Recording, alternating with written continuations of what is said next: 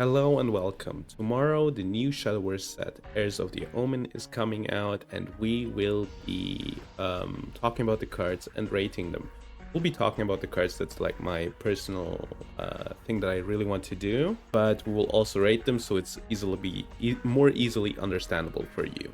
So we have some tiers here. There's like cards that we'll probably put into every deck, cards that will get into their dedicated deck, cards that we will put in if we're desperate, like we don't have enough names. We would say in Yu-Gi-Oh, right? We don't have enough cards to fill out the deck that we want to.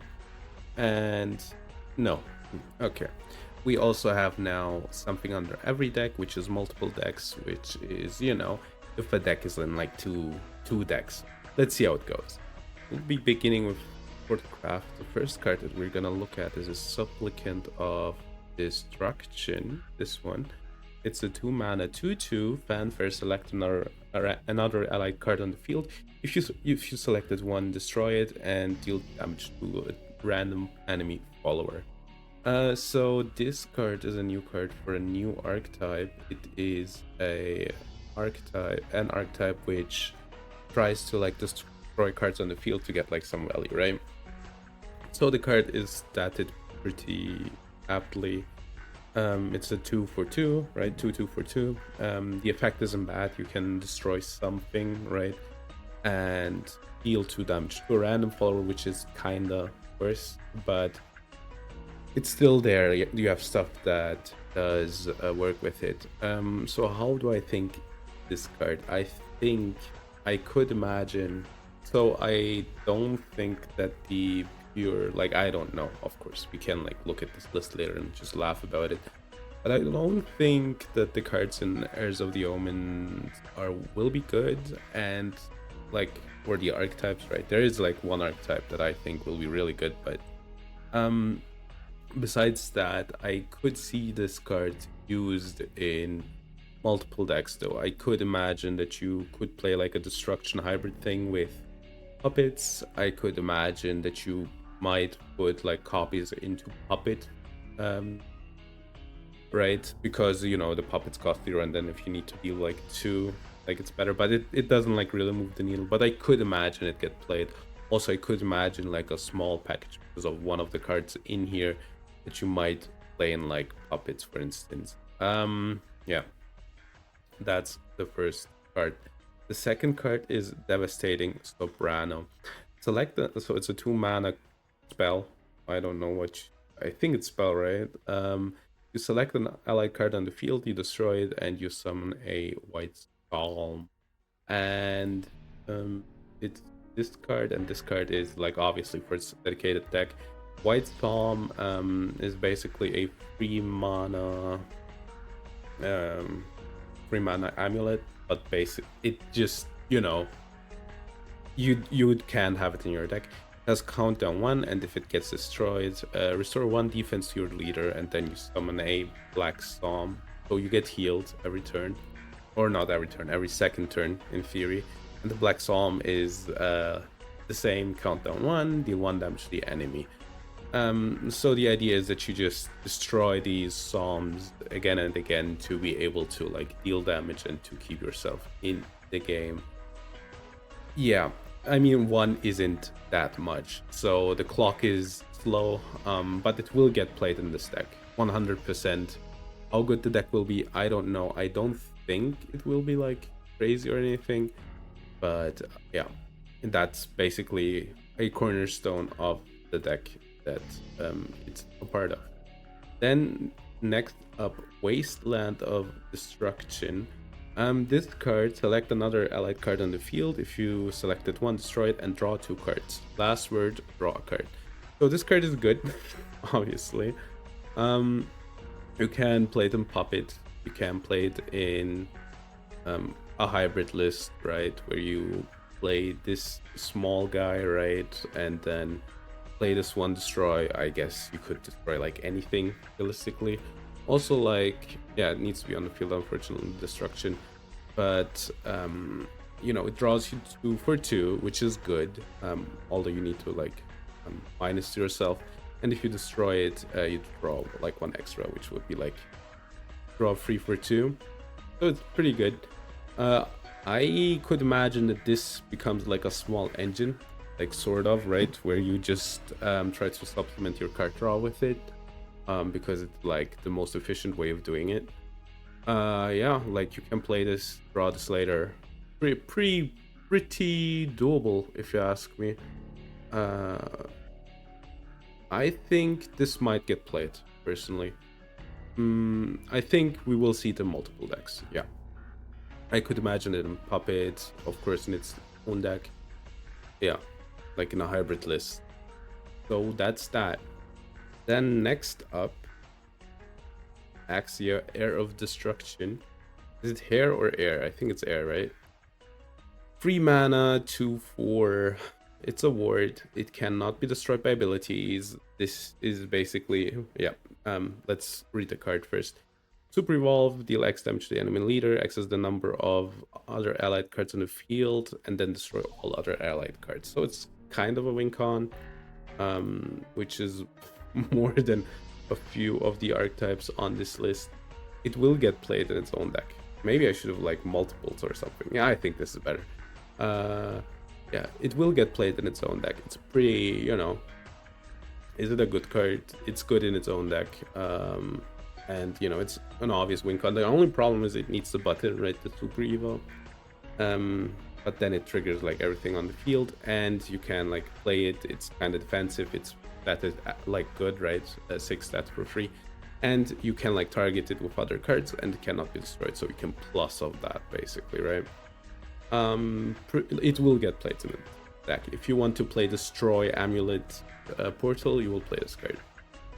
Then next up, Devotee of Destruction. So this card is a 4 mana 4/4, which is good for the cost. Like it has ward, which is also good with the effect that's gonna follow. Give this follower plus X, X is the number of other allied cards in the field, destroy, like basically destroy everything on your board to trigger your stuff. This card I don't think will get played. I'm gonna be honest. If they are desperate because they need like stuff in the deck, I am kinda, you know, thinking of no here. The problem is like it's just a big guy, you know, and it needs like other cards to work. I don't really think that this will be it. Like there is like a card that's basically better than this in Runecraft, right? It's a 5 mana, I think 2/2, and you basically every time you spell boost it gets +1/+1, and then you play it, and I think it deals its attack value. I think something like that, right? That card is never played because it's basically a big guy. And this one's worse, although it triggers your stuff, but you have like enough stuff that triggers it. So they would need to be really desperate. That's what I think. I don't think this will get played. So next up is Lishana. Fanfare. Add a melodious monody to your hand. Cannot be destroyed by abilities. And if it evolves, it's a 4/4. I don't know if I said that. Evolve summon a White Psalm of Relevation. This card will be played in its own deck, but I don't think it will be played anywhere else. It needs the button. I don't think they need the button too much in its dedicated deck.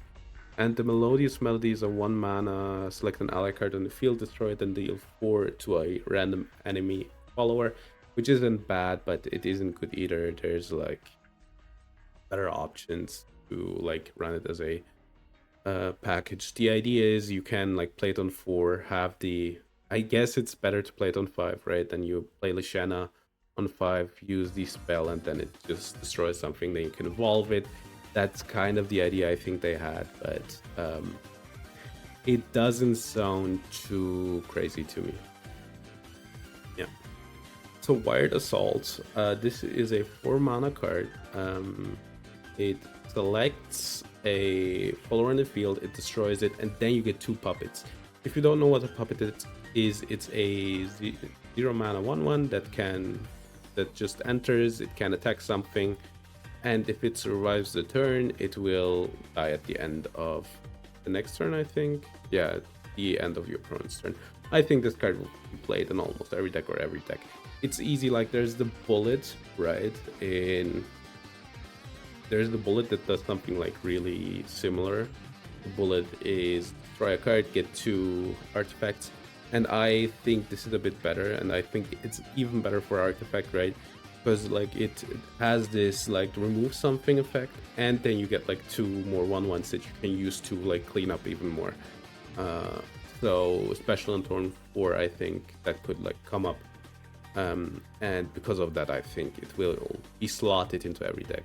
I am pretty sure, personally, but I might be mistaken. Okay, I shouldn't say that. That's clear. That I will probably be mistaken about some of these. Then the last, is it the last? Oh no, it's not the last. I guess let's do Supersonic Fighter. Supersonic Fighter. So it's a 7 mana free, which summons a ominous artifact Gamma and evolve. Select an artifact follower on the field and give it free. This card will not be played. I am not even desperate. There's like enough support for this artifact. Maybe in like an it's hard. Let's put it this way. I don't think it will be played. If it gets played, it will get played everywhere but an artifact. Because artifact wants the artifact in hand to copy it, right? And it plays it, which isn't bad per se. It's like stats on board. It's unfortunately it's a 7 free. I should remember to say the stats. I'm sorry, I do this for the first time. Evo isn't that interesting, right? The board clear is nice, but artifact doesn't need that right now. It doesn't need a 7 mana card to do something that it can do on, like, you know, on 3 and 5 and 6 in better. So, and in more flexible. So I don't think it will get played on artifact. And then you need to ask yourself, where do we play this instead? In puppets, but you know, puppets don't need like board clear because they have the puppets. Obviously, they're like better at board clearing than artifacts. And the last one would be the new archetype, the amulet archetype, and the amulet archetype. Maybe they need it, but I highly doubt it. Alright, next card is Field Scientist. It's a 5 mana 3/4. Select a card in your hand, discard it, then draw 3 cards. This card is... I don't think so. So Artifact has a problem that they like struggle with hand size in... maybe here. In like every single deck that they have. Basically. So Artifact needs like the artifacts to copy them, right? So you can't even play this card. You could discard a card, draw 3, but you will like probably overdraw. Then the body isn't that interesting. Yeah, it's basically it's the 3/4 that draws you 3. Maybe down the line, right? There might be a deck that needs it. Like maybe the amulet ones don't have like enough card draw. That could be, but then you might play it. Unfortunately, it doesn't destroy in the hand. If it destroyed in the hand, that would be really good. I think not really good, but it would be like better, right? For like synergy effects. Maybe down the line, maybe in the amulet version. That's why I put in desperate. If like the amulets don't have enough stuff. But I don't think so. I think you'd rather play like this everywhere else because it's like much slicker package. And you know, worst scenarios you draw 2 with this one, right? So I don't think that the card will get played. But let's put it into desperate for now. It's a soft no, right? All right. Then the next one is Congregant of Destruction. So Congregant of Destruction is a card which is a 6 mana card 3/3, so nothing too special there. It's like from the Congregant gold card cycle that they have in the set. Destroy X random enemy followers. X is the number of allied cards on the field, and then destroy all other allied cards on the field. This is interesting. It will get played in its like dedicated deck, right, as a board clear. I thought about it like yeah, Like, I thought about it. Would you play this in the hybrid list? Like, you will play it in the hybrid list, right? Maybe multiple decks. Maybe. Now let's put it here. Let's say the dedicated deck is kind of the hybrid deck, right? But like, then I thought about Puppet, right? Because Puppet has like buddies that it like likes just giving away, right? So it doesn't care about them getting destroyed. But like Puppet can clear the board like for the most of the turn, so they won't need a 6 mana card that does that, or is like really awkward to use because it throws like other stuff that they might still want to keep on board. So yeah, I think it will get played in the dedicated deck, right? Which is like the Amulet Destroy. But besides that, I don't think it will be played anywhere else. Alright, so that was Rune. Okay, next up is Havencraft, and these are like hard for me to put my finger on, but I don't think the deck will be that good. So they are getting a Crest deck where you basically get effects for playing Crest. First card is Devotee of Repose. It's a 2/0/4, and Fanfare you gain a Crest. Countdown 4 at the end of your turn. If allied followers didn't attack this turn, give a random allied follower on your field -0/2 and ward. This is, oh my god. I think this is, you probably think to yourself, I should put this in my deck, right? Because it gives a crest for nothing. But like, it's a 0/4, so it doesn't do anything. And then like debuffs stuff as well. I don't know how Wilbert works. I need to check that real quick. Okay, I think it doesn't work with Wilbert, because Wilbert states if it enters the field and it just applies the effect, so you could maybe play it in Word, but even then. Yeah, I don't think this card is good, even if it like gives you a crest. If you're like really desperate, right? Because it gives you a crest, quote unquote, for nothing. That's a reason. The next card is Knight of the Holy Order. It's a 2 mana 2/2 ward. Whenever this follower is giving plus attack or defense on the field, throw 1 defense to your leader. So this one's weird. I think this one might be one of the controversial ones. I think this card might get played in ward, in the ward deck, right? Because it's like a 2/2, right? It has a quote unquote positive effect. And like there is a card that kinda does nothing, right? I think it's a free mana 2/4, a free mana, like it has more defense, but I think this one's a bit better because it's like a 2 mana 2/2, right? It does stuff, it down like 1 turn earlier, you can like pressure with it earlier. I think this one's a bit better, and that card might get cut in that deck, but I don't think this gets played anywhere else. So next up, Supplicant of the Rose. Fanfare, gain a crest, and the crest is for 4 turns. At the end of your turn, if an allied follower didn't attack this turn, restore 1 defense to your leader. So the crest isn't good, but it will get played in this dedicated deck. It's a 1/4, which is alright. It has ward, which they need to attack into, and it gives you a crest for nothing, right? Like you just play it. It kind of contests on the curve with Grimnir, but that's fine, right? So you play it, it is there for 4 turns, and it gives you a crest. Alright, next up, Temple of Repose. It has countdown 4, last words, restore 2 barrier to your leader, give your leader barrier.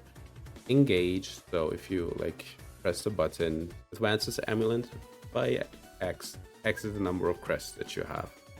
I think this card will get played in its dedicated deck. That it gives barriers really good, basically, yeah. Like that's a really unique effect, right? And it helps with that for a deck that doesn't attack it. That's like pretty good. Also having like the healing on it, right? Play it, engage it, and for 0, right? And then it just triggers. Next up, Winged Lion Statue. That's a 3 mana amulet. Last word, summon a Holy Falcon and a Holy Flame Tiger. Engage, advance by 1. Alright, this is really good, right? This card, like, there's like 2 amulets that do the same thing, right? But like not together. And I think this will get played in amulet, and I could imagine that like control lists like pick this up as well. It's easy, right? Maybe even the word list, because it gives like so much value, but I think that's debatable. But like it's a 4/4 and a 2/2, like the 4/4 can trade, right? I think as early as turn 5. And the 2/2 can attack face with Evo, which is what the amulet wants. So I think this card will get played. I could imagine that it also gets played in like multiple lists because it really swings the game. 6/6 stats for free, that's pretty good, although it takes a few turns. Alright, next up Marvin, Despair Manifest, Fanfare. So it's a 4/4/4. Add a Torment of Despair to your hand. That's a token spell, which is to banish a random enemy follower from the field, delay the countdown by all of your crests by 1.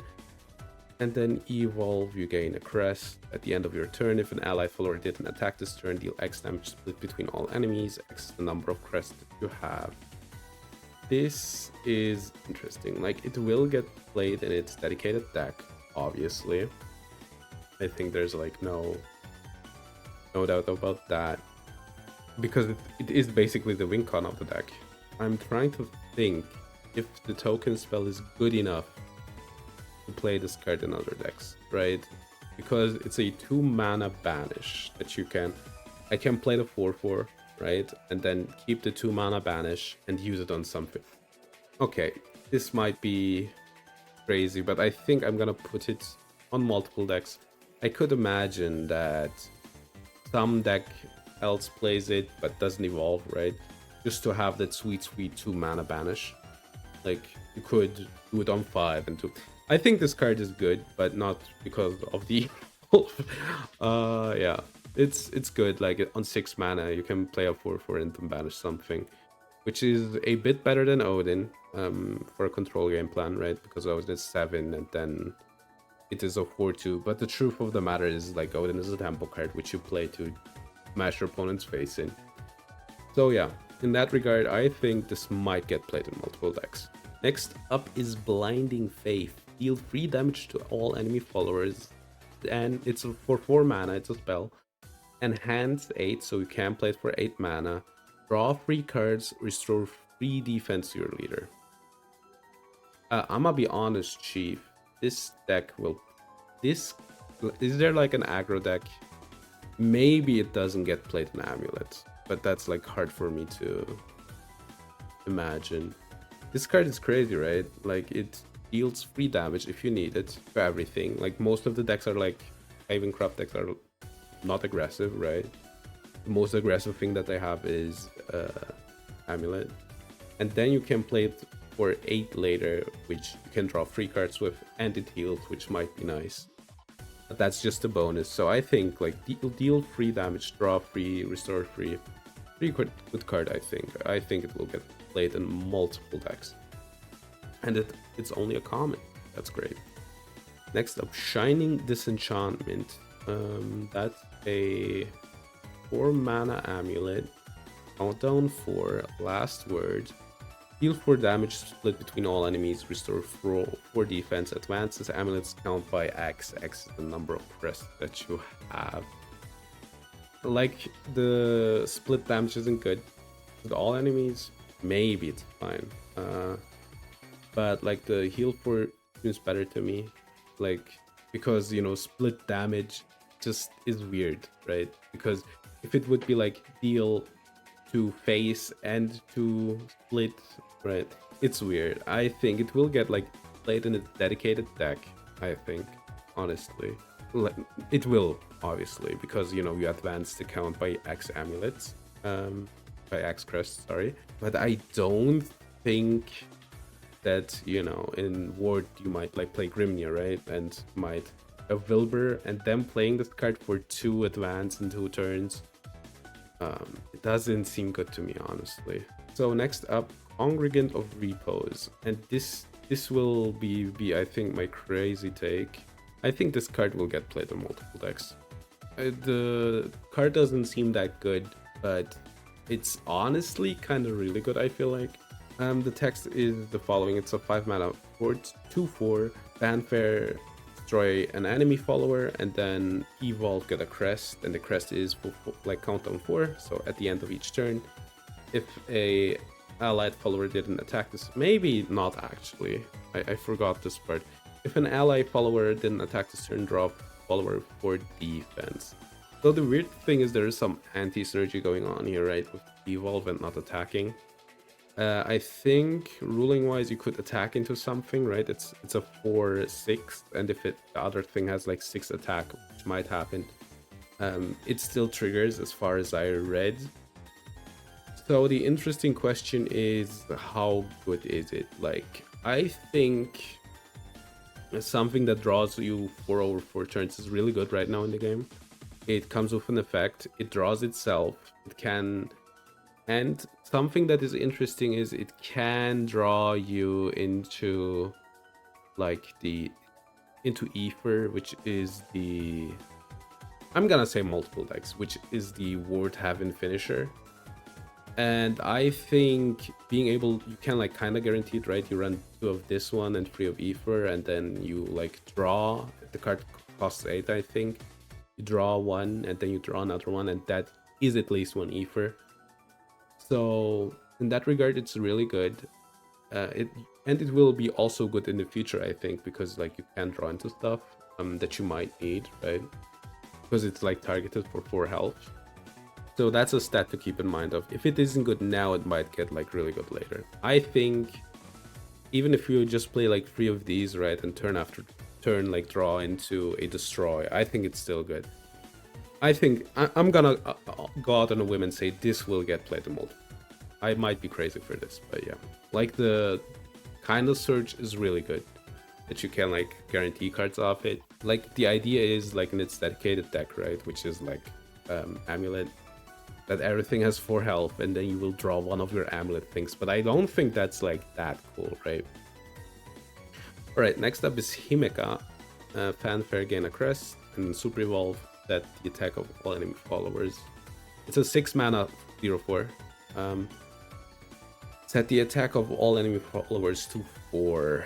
And then the crest is countdown 4. At the end of your turn, if there's an allied Himeka on the field, so you need to still have the card on the field, give X random enemy followers on the field with 4 attack or less can't attack your followers or readers. And at the end of your turn, banish this card. X is the number of crests that you have. I think this card is desperate. I know it sounds insane because, you know, you can board lock people, etc. The problem is that you need to super evolve her. No, you don't. Oh, sorry, I misread it. But so you will trigger it on its first turn, right? Because if she's on board, and then they can't attack. Yeah, like they can't attack, and at the end of the turn, your opponent's turn, banish them. So that would like make, you know, you will probably get rid of 1 or 2 things, which is good. The 2 problems with Himeka is it has like no attack, which is really problematic because it is a dead body. And the crest needs you to genuinely freaking still have this card on the board, which, you know, I don't think that is that good, because then you need to like pray that your opponent can't do anything, which they probably will. And even if they, you know, imagine if the card had like 4 attack, right? So I play something evolve with attack over it, then you can like kinda maybe do something with your crest from your 4 mana 4/4 guy, but this way it's just too easy to get rid of. The Super Evo obviously gets a condition. Oh yeah, the crest is also conditional, don't forget that. For some reason, it's also conditional. So yeah, I don't see this card be that good, I'm gonna be honest. I don't think it's like good even in its own archetype. I don't think this will get played. People cannot play it. Alright. Okay, next up, Abysscraft. I think this deck will be good, or at least like playable, right? First up is the Spirited Gatekeeper. Alright, it's a 2/2 for 2, enhance 7, so if you have 7, reanimate 5 and 3. So reanimate 5 and 3 is good, but there's no way in hell that they play this. It's just, I guess it's fine on 7, but do you really want to play a card that just does like 1 thing on 7, which is, I guess it's kind of usable, but, and 2 things is good as well. Like, do they have anything on 5 that's crazy? Not really, but they have a few things that is good on, that are like good on 3. But at that point, I think, maybe I'm mistaken, but I don't think that you play this card. Like, it's sure it's nice with its like 2/2 stat line, right? 2/2/2/2, and then you play it, and then that's like pressure early, and then later you can use it as a bomb. But I don't think it doesn't do enough, it feels like, but maybe I'm insane. Next up is the win con of the new strategy, which is Sham Nacha. Fanfare reduce the faith of the... So you get a new mechanic with this card if you play it. It is a faith, and whenever you select a mode from a card, you increase your faith by 1. And the important thing is Fanfare reduce the faith by 10 and increase the number of modes you can select by 1. Realistically, okay, so you need to have 10 so that the effect works, right? Super Evolve, select an enemy follower on the field, destroy it, then add a copy to your hand. This card is really good in its dedicated deck. I don't think there's a realistic way of playing it in like a hybrid deck or anything, right? But honestly speaking, it's really good in its own deck, and it might make the strategy like really good, because you don't have to have it in your hand. You don't need to like really draw it. You will draw it eventually, and then you will proc the effect, which will make you really good cards, which you will see even better. The good thing is also like the Super Evo is really good as well. The card costs only 2, so you can like destroy it like a selected card and then play it probably, and you have a 5/5. Then if you think, could we trigger the Faith effect twice? I don't think so, but it would be really good. But I think you will probably like trigger it once in the game, but you don't need more anyway. Alright, next card is the Castle of Entwining. It's a 2-mana amulet. Fanfare, select a mode to activate, draw a card, give a random enemy, give a random allied follower +1/+1, then engage for 1, destroy it, replicate the effect. So it's either 3 mana, draw 2, which is, you know, normal, or a random allied follower +1/+1, or +2/+2 for free. I think we don't really have a cost for that, but that's like fine, right? Could imagine this card getting played in multiple decks. Yeah, like 3 mana, draw 2. Like right now there's like aggro lists that play, I'm not sure, let's put it that way, but I think it will get played in multiple decks that play like for card draw, play the Angel, right? The 4/4 Angel for 7, which draws you 2 heals for 2. Then on Super Evo, like Super Evo something else. And I think you could cut that card for this, to play like a lower curve. And the other effect, the +1/+1, helps as well to push more damage. In that regard, I think this is good for aggro. I could see it get played. The only thing is, the thing that you lose with the Angel is board presence, right? Because you sometimes do the freaking play and then it goes crazy. There's that. But I think this card being like low cost, cycling, and then drawing you 1 more on like specific turns is really good. And I think it will get played in aggro, and obviously it will get played in its own deck as well. That's what I think, because then you like draw 1 and draw 2 for free, which is the normal rate. Every time you activate the card, you will select a mode, which gives you 1 faith. And then if you trigger your legendary ones, you get +1/+1 on a card and draw a card, and then do it again. Pretty good. Then next up is the Devotee of Entwining, which is a 3 mana 1/1. So Fanfare, select a mode, deal 1 damage to all enemy followers, give this follower 2/2, Evo, replicate the effect. And this card will get played in its own deck for sure. I don't think it will get played in aggro. 3 mana is a bit, you know, contested in that deck. You have like a 2 mana 3/3, which, you know, is better. You obviously like you could play like multiple things, but at the end of the day, I think I'd rather play the 2/4 than play a utility card. And also, if I play like 1 damage to all, I'd play like the 1/2 for free, which does the same effect. This one obviously has some really cool things, like it can be a 5/5. No, it can be a 3/3 which deals like 1 damage. Or does it? Wait, it's a 3/3. It can be a 5/5, right? 5/5 that deals 1 damage. Maybe I don't actually. A 5/5 that deals 1 damage to everything is pretty good, honestly. But in aggro, I don't think it will get played. But it will obviously get played in its own deck, because it, you know, selects a mode. It is really flexible.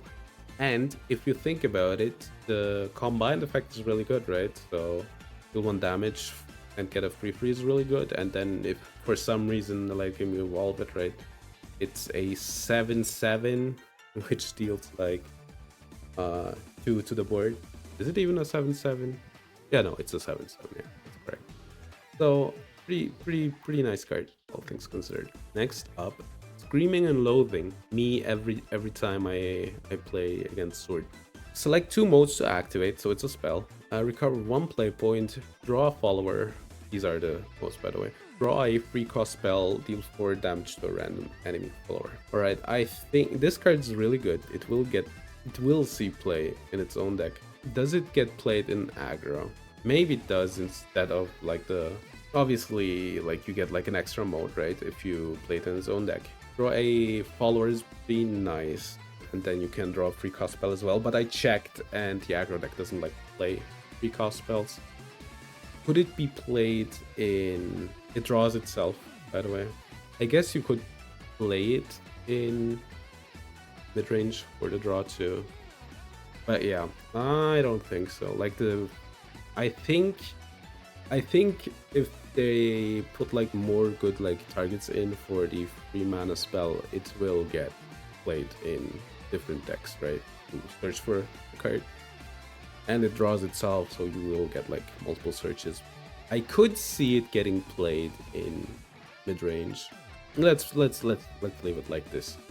Alright, next up is the Supplicant of Entwining. Fanfare, select a mode, deal 3 damage to a random enemy follower. Restore 2 defense to your leader.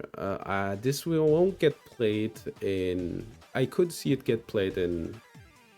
Like, if you drop it on turn 4... Oh, it has also an evolve effect. So 4/4 and replicate the effect of its fanfare on evolve. This one's also kind of hard to pinpoint, but I'm gonna say here. So yeah, I think it belongs in its own deck. Obviously, dealing 3 damage randomly, returning 2 health is good, and in combination, it's even better. But I think the combination is what makes the card good, so probably that's where you want to play it. So March of the Brute is up next. It's a 4 mana spell, deal 2 damage to 2 random enemy followers and the enemy leader. So this has...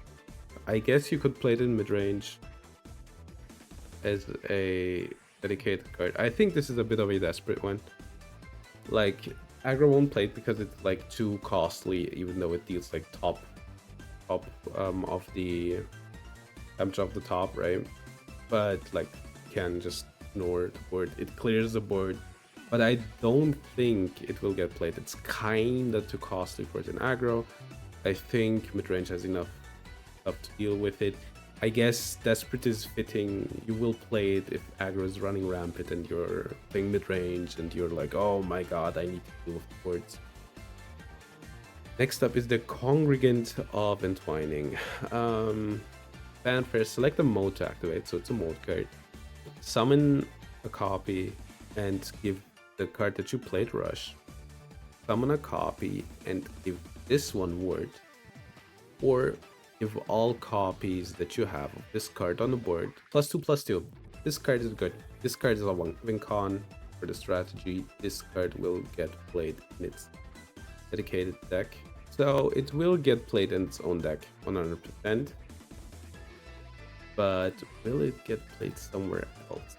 Oh, that's a good question. It's a 5 mana 5/5 rush.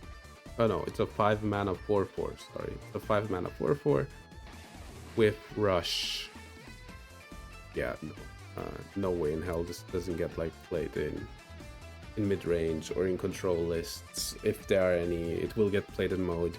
This card will get played in multiple decks 100%. You could, yeah, like if you super evo it right on turn 7, which is a bit later, right? It is like a 7/7. It's a 9/9 and a 4/4, which is 13 stat, which like swings tempo, deploys something. Pretty good card. Alright, then next up is Rulienia and Valnaraik. 7 mana 5/5 fanfare, select a mode. Add a Scream of Diffusion, which is summon 2 copies of Rulienia and Valnaraik and give them rush. So the copies. For Wings of the Minds, select a Rulen, and give them Storm.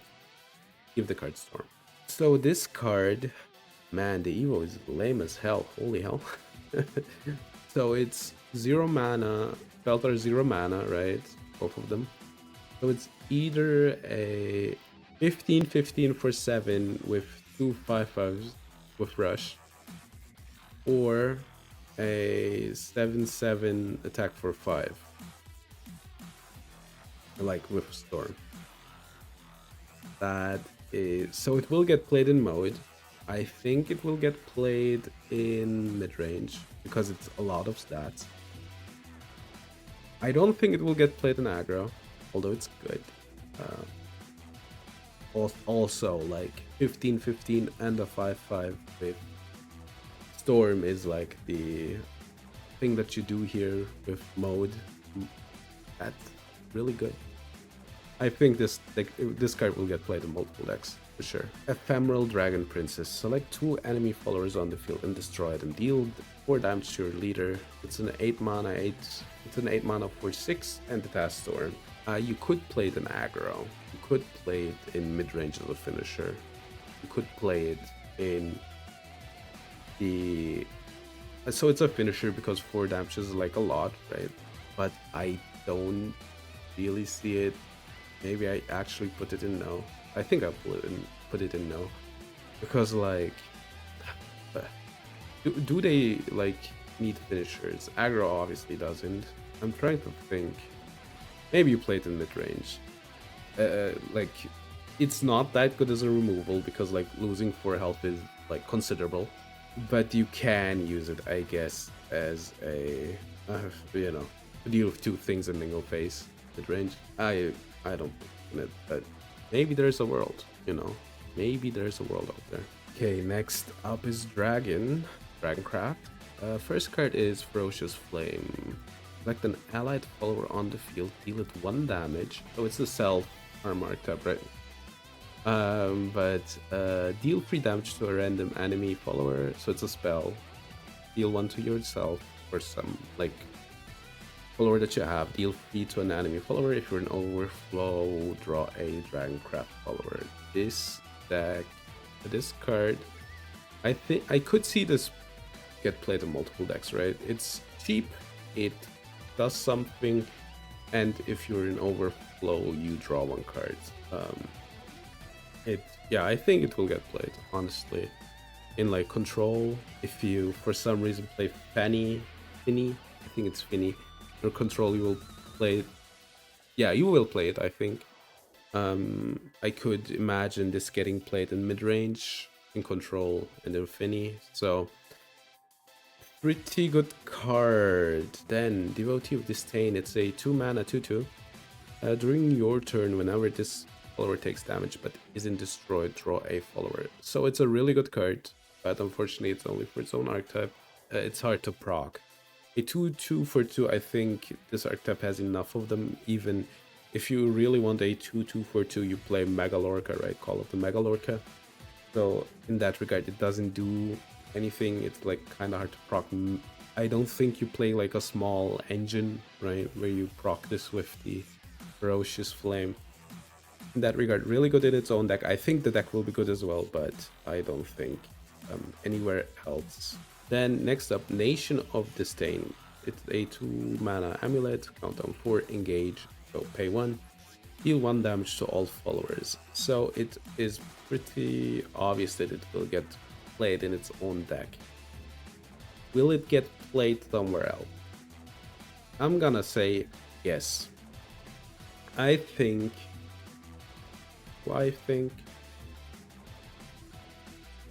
it's hard. Let's put it here, right? Yeah, I guess its own deck. Yeah, I think that makes sense. I thought about maybe putting it in aggro for the bats, but I guess you'd rather play the 1/2, but maybe you like dealing 1 damage every turn. I think it's only its own deck because it deals the damage to your stuff as well. Now we get a good card again. Like all of these cards have been good. Next up is Ocean Rider, and Ocean Rider is a pretty good card. It's a 3 mana 1/1. Fanfare, summon a majestic Megalorca. If you don't know what that is, it's a 2/2 with Rush. What is Rush in this game, Nochmal? Again, I think it is Rush, yeah. And if you're in Overflow, summon a second one. And whenever an allied marine follower, which the Megalorcas are, I'm pretty sure, yeah, they are, give it word. So it's a 1/1 that comes with a 2/2 with word, with Rush, does something instantly, and if you're on 7 mana, you don't need anything more. You get 2 words, 2/2 with Rush. I think this card will get played in... I could see it get played in the... I don't know what people call it, but like the Galmio dragon, right? Which is like the self-king archetype. I'm pretty sure it will get played in mid-range, and I'm 100% sure it will get played in control. Yeah, like you heal of these as well with the 7 mana Pressed Woman. So, pretty good card. I forgot her name, sorry. Next up is 3 mana Raging Lightning. It's a spell. Deal 5 damage to all followers with the highest defense, so 5 to the highest thing. I guess there's a world where you hit like multiple things. If you're in Overflow, deal 3 damage to all leaders with the highest defense. So, is like aggro won't play it. Mid-range might play it. Self-ping might. I think it's a desperate. I'm gonna say no. I think 5 mana for hitting something, especially against white boards, isn't that good, and most boards are white in this game, so I don't think it's that good, honestly. Next up is the Supplicant of Disdain. It has Rush, it has Ward. It's a 5 mana 3/5. At the end of your turn, fully restore the defense of this follower and restore the same amount to your leader. This card is really good. It basically, it comes in, it needs to get attacked, right? Because it has Ward. 5 booty is good. It does something because it has free attack. And then you can evolve it, right, if you want to clear something bigger. Then it has 5 attack, or 5 obviously, and then you heal that. That's a really good like control card, right? It is like, the idea is to play it in Galmio Dragon, right? And the idea is played in control, and maybe you could play it even in mid range, but there I'm not sure. Next up is the it's the Galmio Ardor Manifest. Fanfare, gain a crest, enhance 7. So if you play it for 7, give this follower Storm. It says 5 mana 5/5. If you enhance it, it's a 7 mana 5/5 Storm. On each of your turns, when this follower takes damage but isn't destroyed, deal 3 to a random enemy follower. Crest, on each of your turns, when an allied follower takes damage but isn't destroyed, add Fangs of Ardent Destruction to your hand. Fangs of Ardent Destruction is 0 mana, deal 1 damage to everything. This card is really good. I think it's a instant multiple decks. Like, it's good for mid-range, it's good for the self thing, I think. Because most of the time, like, you will not have, like, that much stuff, right? And I think it also, like, you know, you play it, attack into something, get the zero mana spell activated. I think get one again, right? Because it took like damage. So it's pretty cool. Like, you will probably be able to like clear something, and then when like Galmio takes damage, it deals 3 to something as well. So I think it's a big tempo swing. So you will swing the tempo, and then every time. Is it once? I don't think it's once, right? The way it's worded. Once. Oh, sorry. No, that doesn't work that way. It's still really good. I think it will still get played in like mid range, and yeah, in mid range for sure. In control, like, would imagine as well. I don't think Finny wants to play it, but yeah, and in like self thing, right? Next up, Snowstorm Dragonute, 6 mana 6/6. Fanfare, destroy all damaged enemy followers. This is a certified dedicated deck. It's really good in that, I think, because, you know, there might be like some stragglers or something. And then, you know, playing a 6 mana card isn't that hard. And we'll just clear them. And you will probably have something up for it, right? Alright, then the Congregant of Disdain. Fanfare, deal 3 damage at the end of your turn. If this, to all followers, by the way. It's a 5/7 though, so it's effectively a 5/4. At the end of your turn, if this follower has free defense or less, give all Dragoncraft followers in your hand +1/+1. This is a dedicated deck. Maybe not. Maybe you played in control. Like, the thing is, I always feel they kinda struggle with bigger boards, and I think 6 mana guy that deals free to everything, like in the control archetypes at least. Free to everything, sorry, not 6. It's pretty good. Like, the buff effect probably is like really hard to make work. But I could imagine that this just gets played in like control decks, maybe not mid-range, but in the control decks and in the stealth-ing deck as well. So the next card is, I think, the last one. Azu Ifrit, 9 mana, 5/7, Fanfare. Do this 3 times, deal 2 damage to all followers. Ward. During your turn, whenever this follower takes damage but isn't destroyed, deal 1 damage to the enemy follower. Super Evolve will restore the defense of this follower. Do this 3 times, deal 2 damage to all followers. So it will. It's a pretty multiple decks, right? In control decks, right? Pretty easy to play it. I don't think mid-range plays it, and the South-Ping plays it, right? So do this 3 times, deal 2 damage to all followers is obviously like 6 damage to everything, procs or effects, and it comes in as a 5/1. It has ward, so they kinda need to attack into it, but it kinda just deals with itself, right? But during your turn, whenever this card takes damage, deal 1 to the enemy leader. So that would be like 3 to the enemy leader, which is nice after board clearing.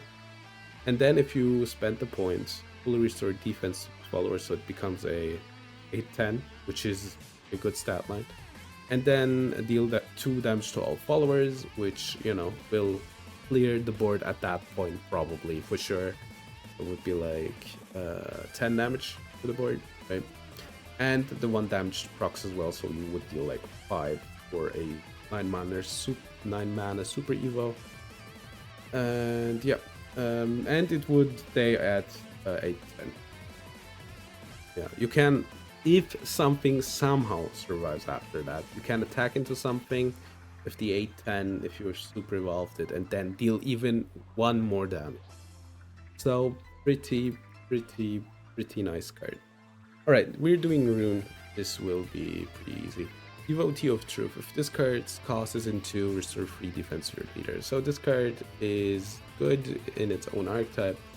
Truth to be told, though, the archetype isn't good. We will put them into dedicated deck, right? Because, you know, a free mana 2/2 heal free is good, all things considered, but it just, the archetype just isn't that good. Can't even really do stuff with it, as you will see. There's one really good play, but that's about it. Velharia, Heir to the Truth. Fanfare, draw a card. Evolve, select an enemy follower in the field and banish it. Super Evo, banish all enemy copies of it from the field. So I don't know why you would ever spend the Evo on it. Do you ever play this? I'm gonna be honest, I don't think you ever play this. I mean, the idea is that it is like in its dedicated deck, right? But like a 2/1/1 is just not that good. In a like archetype that tries to like cast spells. I'm controversial. I don't think this card will get played.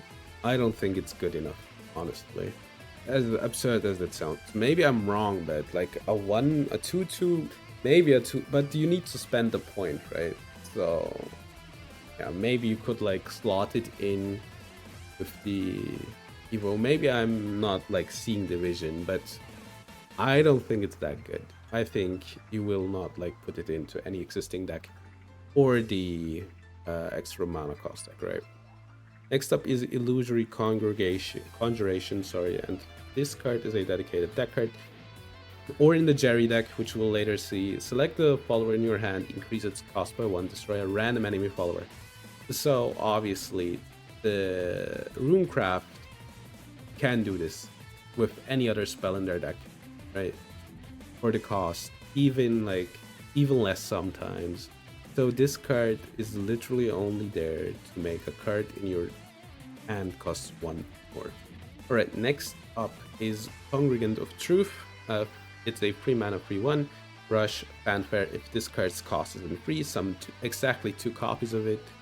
To pre-evolve, summon an exact copy of this card. So I'm gonna tell you something. This is the best card in the new archetype for Rune, like by far. So if it doesn't cost, free, it could cost 0 or 4. In this instance, it comes in with like 2 free ones with Rush. And when it costs 0, the play won't be good anymore, but for 4, it will be pretty good. You will see why, and that's by far the best play that the deck has. Next up is the Institute of Truth, and that's basically what this archetype hinges on. It's a free mana card, countdown 5, so 5 turns. Whenever you play a follower whose cost has been changed, to 4 for instance, draw a card and advance this amulet's count by 1. Engage, select a follower in your hand, increase its cost by 1, and give it +1/+1. Alright, the idea is with this card, I thought about it, would it be feasible? And I don't think it would be feasible to play this in any other deck. Basically, its own, right? You target the Congregant, it becomes a 4/2, and then next turn you play the Congregant, and then you draw an extra, and then you get like 3 4/2s with Rush, which is really good for the cost, but that's about it, pretty much. Next card, Aesthetic of Buxin, the 4 mana, 3/3. The last card was an amulet, by the way. Which Fanfare summons a paper Shikigami, which is the Shikigami trait card, which is 2/1 Rush. If it gets destroyed, spell boost your hand. I think this card will get played in spell boost strategies, maybe even multiple spell boost strategies. On 4, the Runecraft decks don't do a lot, right? So you could play this and remove something, and sometimes even evolve it to remove like 2 things. I don't think there's like any real combo that you could do with 1 there, maybe. But I could see this get played. I could also see it get played for its Evo, and maybe you take out the Tanoshis, the Onion, I think Burgund, because it's like 1 turn earlier, the 2/2 is like a bit better, right? 2/1, sorry. And then on Evo you get like 1 more 2/1, while like Burgund just, sucks up your tempo for the most part, and it's 1 turn earlier, so I can just put it on the board as well. So yeah, I could see it get played in spell boost.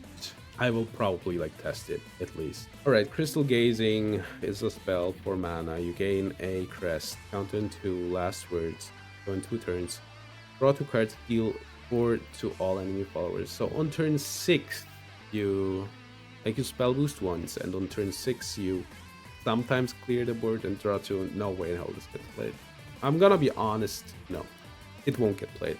So the thing with this card is there is a good card that you can put it up against, which would be the card Earthred 1, draw 1, and else always to deal 2 to everything, right? Your board will be you probably will have nothing on your board on turn 4. So this card, you can play it, you can cycle it, you can draw 1, right? It deals 2 on a critical turn. Dealing 4 on turn 6 and drawing 2, I don't know, sounds so much worse to me personally. You could play William. William probably will deal more damage, right? And then you might have hand problems as well, because you draw 2 turns in the future.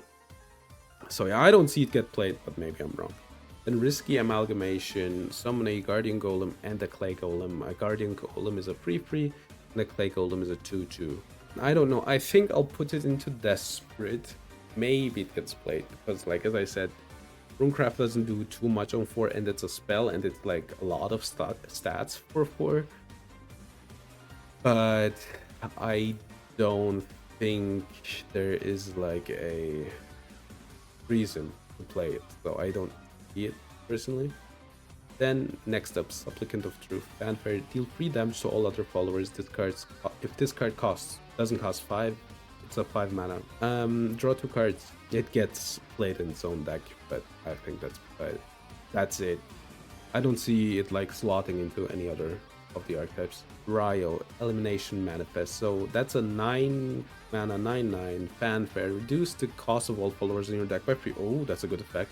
A random spell into your hand, as that's elimination.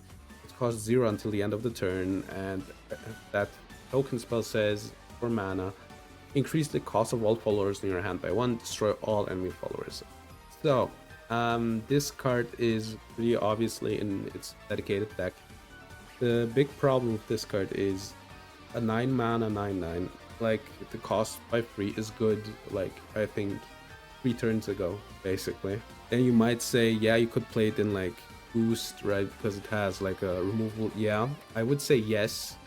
The problem with it though is that it hits a random spell in your hand. So they thought about that, and they're like, you're not gonna play this card in spell because even the chance that you might hit your most important card in your hand, which would be Dimension Climb in a like late game scenario, I think the upside just isn't there, honestly.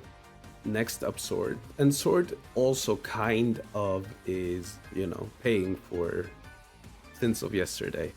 First up, Returning Slash, which is a 1 mana spell. It can get fused only by loot cards.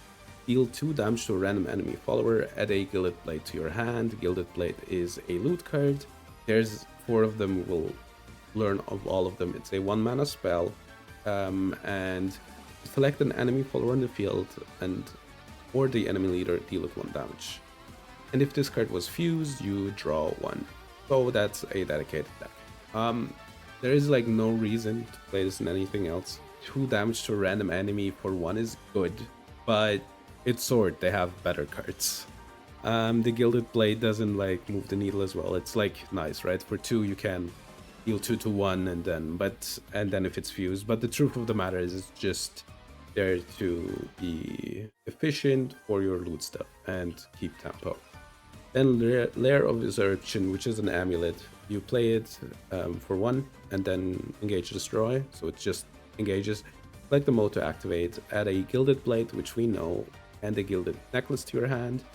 Select an allied follower on the field, give it +1, +0/+1 and ward, or a Gilded Goblet, which is 2 healing for you, and a Gilded Boots. Select an allied follower on the field and give it +1 and rush. This card, I'm sorry, my voice is giving up, for its own deck, pretty much. Like, the stuff is good, the generation is good, but do you really cut stuff for that? I don't think that you do. All of the spells cost 1, by the way. Next up, Devotee of Usurpation. Fanfare, add a Gilded Boots to your hand, which is the +1 and rush, +1 attack and rush. Last words, add the Goblet heals. It's a 2 mana 2/1. So, what does that mean? I thought about it, and Swordcraft has a card, it's 2 mana 2/1, deal 1 damage to 2 things, Basically, like a 3 mana 3/1 with rush isn't that good. If you think about it, look at the other cards, like the 2/1 that gives you a 1/1. So it's like, for its loot deck, it doesn't do anything more than that. Next up is a Supplicant of Usurpation. It's a 2 mana 1/2. Fanfare at the Gilded Necklace, which is the +1 defense ward, and last words at the Gilded Blade, which is a deal 1 damage to anything.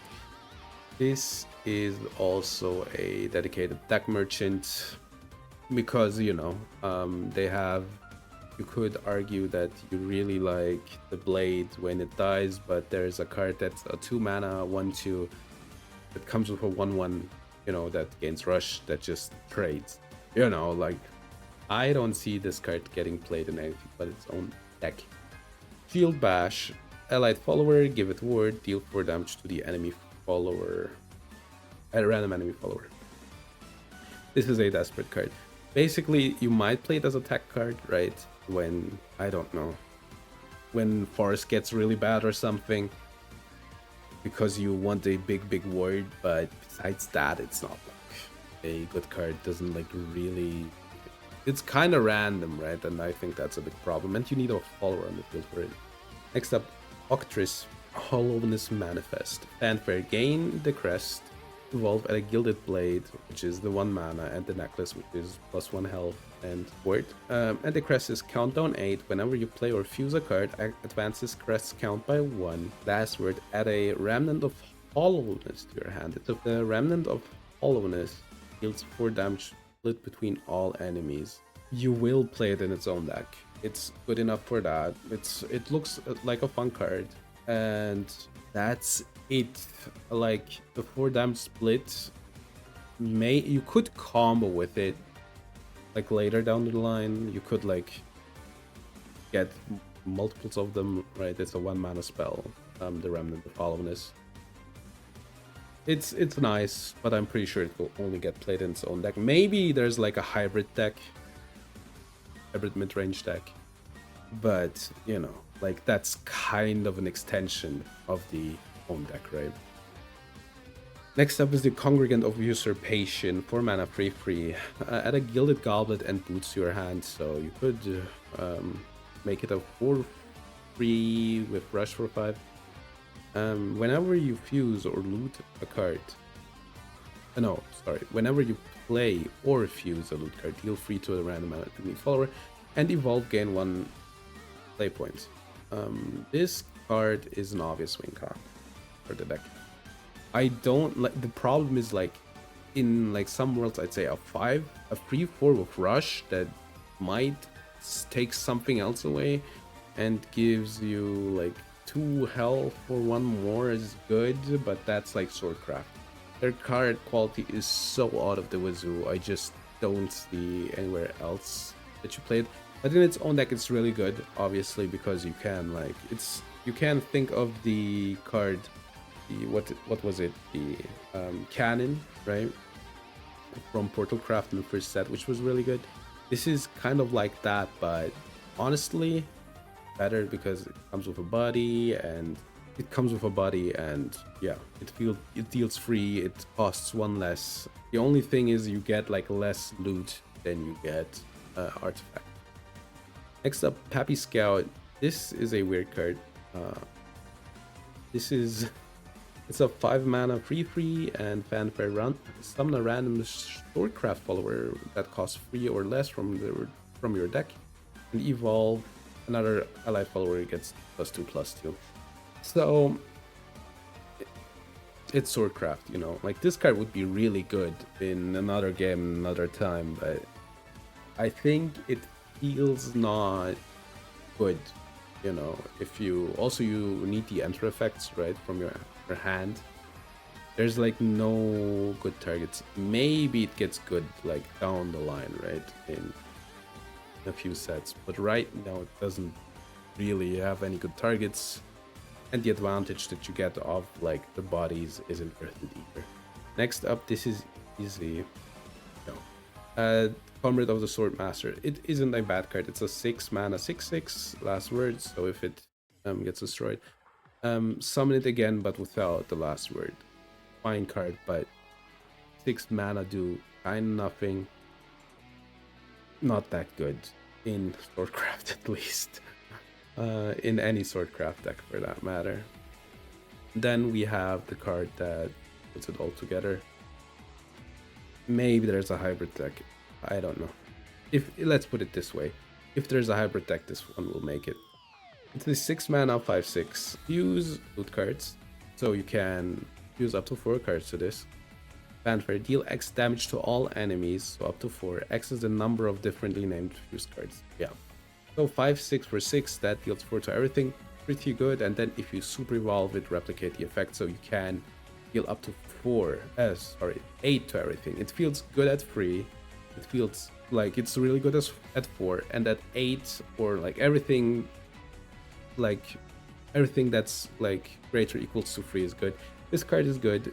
It's obviously good in its own archetype, and I'm just gonna go crazy and say it will make a hybrid list possible, so it's good in multiple decks. Yeah, I know, that's insane to say that. Another deck that's kind of weird. First up, Eradicating Arrow. Do this X times, -1 defense to your enemy, X is your combo.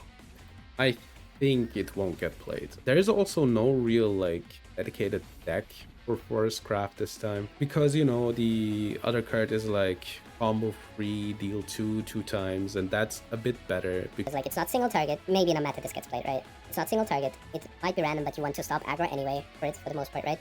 This card gets better at like for single target at 4. So I don't know. This one doesn't seem too good to me, but maybe I'm mistaken. Devotee of the Unkilling, 2 mana. Select an enemy follower on the field. Give it -0, -1, so 1 less defense. Replicate the effect on evolve. This card is, I don't think it's that good. It doesn't like do anything for you. Maybe I'm mistaken, but you know, -1 health you can get in this class with 1 mana as well. So I don't know, it doesn't. I guess you could deal with like Portalcraft cards with this, but I don't know. It doesn't seem too good to me, and you don't per se you need like more cards in that deck. Bearer of the Fairy Blade. There's a tempo list, tempo fairy list, and I think that one will play this. This is a 2 mana 1/3. Whenever an allied pixie follower enters the field, give this a +1/+0. So you play this on 2. You have like enough generation, and if they don't deal with it, it hits for like 4 or something, and that's like good enough, especially because you can like just play it out whenever. I think it's a good card in the tempo list. Next up, Bestial Swipe. It's a 2 mana spell. Select an enemy follower on the field, deal it 4 damage, combo free, draw a card. Maybe I'm mistaken, but I don't think this will get played, just because there's like enough card draw. But like the 4 damage is nice, I guess, for 2, but yeah, maybe I'm mistaken. I don't think it will get played, but it's hard. Like 4 damage is like really good, right? Maybe I'm mistaken, but I will put it in Desperate. There's like situations where you might play it, but I think this card is better than the 1 mana card. Alright, next up, Hamlet of Unkilling. Fanfare. Select a card in your hand, discard it, draw 2, then engage. Destroy this card, select an enemy follower, give it 2/0. This card will get played, I think. There's like stuff in Roach. There's a 2 mana card that you need to fuse that draws 2. And this card basically does the same thing, it just doesn't fuse, and then it draws you 2 on enter. It costs like 1 more, which is kind of unfortunate, but it also has an effect that can like remove a card later, and you know, if you have that much stuff packaged into a card, I think 1 mana more is like worth it, basically. And I think it will get played. Next up, Great Wood Warrior. It's a 4 mana 4/4, last words. Add a deep wood bounty and a fairy to your hand. This one's weird. I will put it in Desperate, but I'm willing to be wrong on this. The thing with this card is the things that it adds are like really good, right? And I think Roach doesn't have too much to do on 4, though the card does have application. I'm not sure if 4 mana is something they want to play though. Maybe I'm mistaken, but besides that, yeah, I will put it in Desperate, but I'm willing to be wrong. Next up, Cruel Heir of the Unkilling. It's a 4 mana 1/3. Fanfare. All enemy followers on the field -0/-2 once each turn. When an enemy follower is giving -1 defense on the field, restore 1 health to your leader. Super Evo, gain a crest. Whenever an allied follower, so your opponents gains that crest, by the way. The thing that enters gets -1/-1. I think this gets played in every deck. This is pretty good, obviously, like even without the Super Evo, right? It's a board clear. It also has the ambush, I forgot that, and it heals you a bit. So it does everything, like, yeah. For the most part, it's really good. I think this will get played in most decks. Then Supplicant of the Unkilling, 6 mana, 5/6 fanfare, give all enemy followers a -0, -3. Super Evo, replicate the effect. This is hard. Maybe it gets played in like Roach. I don't think in Tempo. Maybe in Roach, because you just really efficiently deal with stuff, right? Because they kinda need to play like weirdly, but then there's this card. I'm gonna say Desperate. This is Desperate. Izuda, Annihilation Manifest. It's an 8 mana 6/6 fanfare, select an enemy follower, give it -0, -6. Evolve, add an Onslaught to your hand. Annihilating Onslaught. It's a 6 mana spell. Activates in hand. At the end of your turn, reduce the cost by 1. So it's a 5 at the end of your turn after you add it. Deal 6 damage to the enemy leader. If there's an allied Izuda on the field, deal it 20 damage instead. So it's a control card, right? Like, it's weird. There's like no control deck. Maybe I should have put like most of the Desperate ones into dedicated deck for control. I'm gonna say dedicated deck. Like, obviously, if you play control, I don't think there's a reason to, but if you play control, this is the reason you play it. You will deal 6, and then the second one, yeah, basically, this gives your deck a bit inevitable. I can say it. You will win the game. Like, if this survives for one turn, you win the game. Yeah, interesting in that regard. Then Congregant of the Unkilling. This card, when this card enters the field, summon an exact copy and give it -0, -1, rush and word. Should we say if control happens, this card gets played? I think control won't happen. I will say it's Desperate. So basically, you fill the board with this card, is the idea. Like, the first 6, then the next one, it summons a 4/5, the next one a 4/4. It's kind of nice in that regard that it has like ward and rush, so you will clear the board. Yeah, I think 9 mana is a lot though. That's the problem. All right, and the last, let's do neutral real quick. I didn't see these, but it's like, all right. First up, the inspirational one. 2 mana, 1/3, activates in hand. When enemy super evolves, Bane, and this has word. That's cool, but no. I don't think so. Like, sure, the effect is nice, right? Because it doesn't like really need to do something. Then it's the worst case. It's a 1/3 with word. Maybe you play it in Word Haven, but hard for me. Let's put it into Desperate, maybe. Right, next up, Dogged one. 3 mana, 1/3 with Storm. I'm gonna put it into. Oh no, sorry. If your opponent activate super evolves, give this Storm, and it has always rush. I thought about maybe you can play this in Rune, right, and push some damage with it, because there's like no other way without using super evo to like deal damage to your opponent. So it helps with that, because gain Storm if your opponent does it. And worst case scenario, it's a 3/1 with rush. But I'm gonna say it's Desperate because I don't know how it shakes out. But I think, or how it like works, right? I think it's a possibility that we see this card though. Next up, Gil Nilly's 3 mana 0/3. We're asked to manifest, by the way. Fanfare. Select another follower on the field, give it +2/+0, so you can buff something from you, buff something from your opponent. If both players are at 10 play points max, add 1 Sweetness of Voracity, 5 mana spell, deal 5 damage to a random enemy follower and the leader. The card has Drain, Evolve. Select the follower on the field and give +2/2. This card. So 3 mana. 0/3 is really bad. Like, that's where it starts. Then it has Drain for some reason, which it can't easily proc. Yeah, it's weird. It's like 0/3 removal, right? The 10 mana plays good. It's when it evolves, like you can like remove one more thing and then heal for 2. I'm gonna say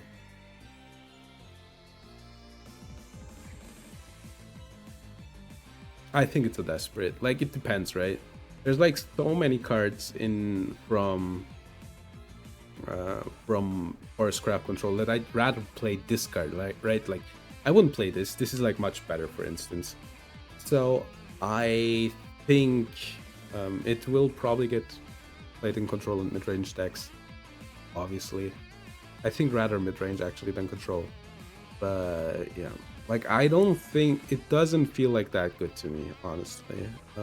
But yeah, like if you're desperate for healing, you will play it. I think is the idea. Now to a fun one, an amulet, 3 mana, Tablet of Tribulations, banish all duplicates from your deck, engage, draw a card. So it draws a card every turn. Maybe you play it in Rune. No, I'm gonna say no. So I don't know. Draw 1 every turn, but it's not a spell. Maybe you play it. I'm gonna put it in desperate. So this is a fun card. There's like nothing more I can say about this. It's a fun card. You delete the duplicates, which makes your deck a bit more consistent. And then you just say, hey, I draw 1 card each turn. An Apostle of Veracity, Fanfare. Select another color on the field and give it +4, -4. So this is a 4 mana 2/2. And -4. I'm gonna say no. It doesn't seem like too good. Could play like Dark Pact. I mean, sure, it's like on a stick and it's like -4. Yeah, I don't know, man. Like, stuff like this always sounds like, wow, but then you think about it, then like a 2/2 removal, which is like easy in this game. So yeah. Now to the fun card. Majora Bane, the Great Manifest. Jerry, add a Great Testimony to your hand on Fanfare. Evolve, gain a crest. Let's do Great Testimony. Great Testimony, 1 mana, select an enemy follower on the field, destroy it. For 1. It's a spell. And then it's a 4 mana free crest. When you gain this crest, replace your deck with the Jerry deck and transform the Reaper card at the bottom of your deck, which makes you lose the game, into a victory card, which means you win the game. So at the end of your turn, discard all cards not named, your token spell that destroys something for 1, and draw 6 cards.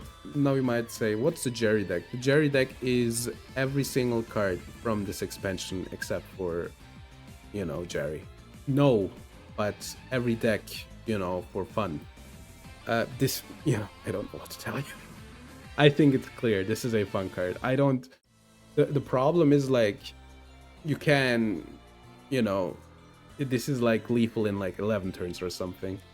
There's, like, a few of the Runecraft cards that help this card, actually, which will be in the deck. But, you know, you need to draw it at the right place because you discard all your hands, etc., etc. But yeah, this card is great. 10 out of 10. You can use the Tablet of Tribulations to draw like 1 more card each turn because, you know, don't discard it. And yeah, if you manage to draw through 76 cards, you win the game. Alright. Greatness Ascent. Draw 3 cards. If there's no duplicates in your deck, recover 3 play points. So I put this in Desperate. It's basically a combo card, right? These cards are there for, obviously, for Jerry. I could maybe see a world where you play these 2 in Rune to like combo down your deck, so you like consistently get stuff, but I don't believe in that. But that's it. Thank you for being here. Let me know what you think. I think I will be wrong on a few occasions. Maybe we'll check that out later, and up until then, bye.